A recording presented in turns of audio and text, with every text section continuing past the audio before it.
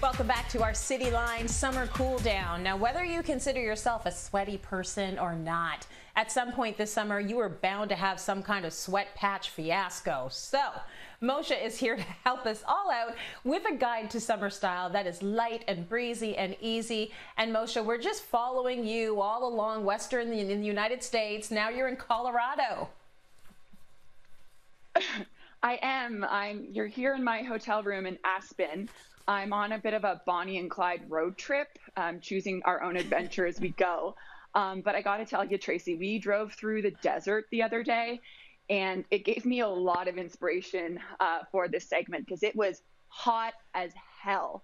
And like you know, I love the seasons, and I'm not used to that kind of heat. But I've lived in LA and Miami for the past few years, so I've really had to adjust my my style to accommodate the heat because I'm also a bit of a sweater. So I'm going to share with you some of my secrets and the tips and tricks that I use to kind of look cool and not look like I'm dripping in sweat, and just wear clothes from natural fibers and materials that help you ventilate even when the air conditioning isn't working. Okay, so you ready?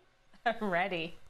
Okay, so starting off with, I call this pitching a tent. This is basically a tent dress. Sometimes it's called a caftan. I picked this one up last summer when I was on holiday in Italy, and I gotta confess, Trace, I wore this over my bathing suit to the beach as a big cover-up.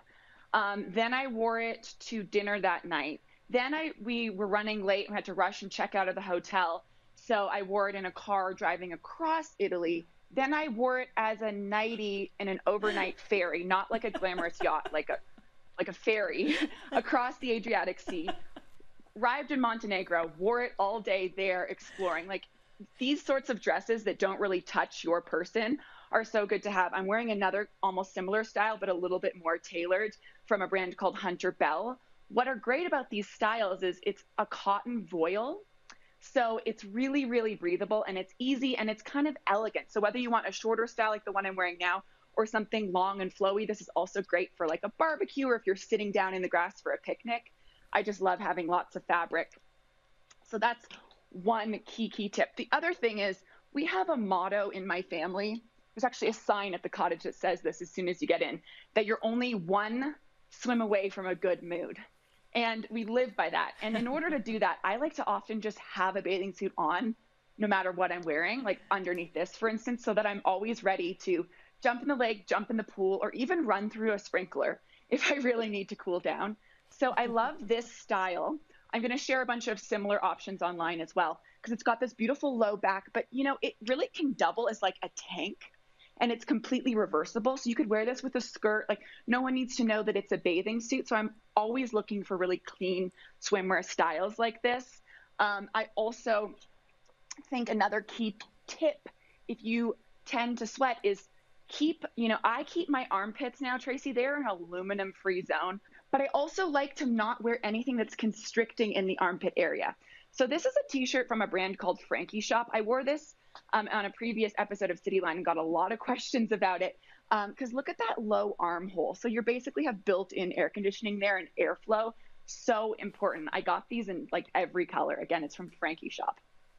Okay, I am loving the whole idea of keeping that under armpit area free and open. I'm a big proponent of that as well. And I am all with you with the aluminum-free deodorant. And I know you're going to be mentioning Katie Sturino in a second, and this makes a good segue. I've been using her Mega Babe deodorant, and it smells like lemony. It's lemony fresh. I do not believe there's any aluminum. It's amazing. I love it. That's the other thing.